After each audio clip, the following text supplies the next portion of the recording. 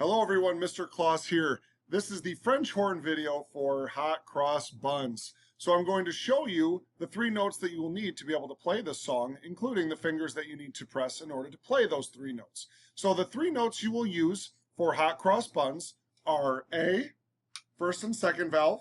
If you have a double horn, you will also press the thumb trigger, as well as G, without the thumb trigger, and then F, which is the first finger. So A with the thumb trigger if you have one, G, no fingers, and then F, first finger.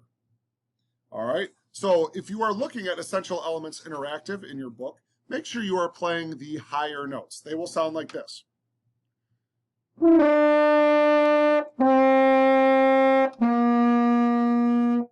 So it's A, G, F. So those are the three notes.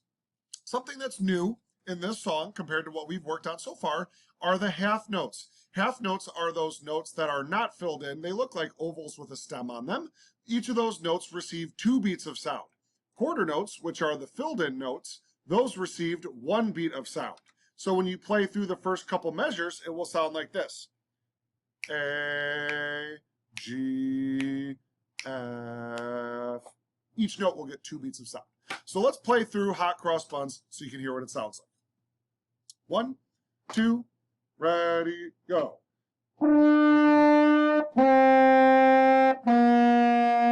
Rest, rest. Rest, rest.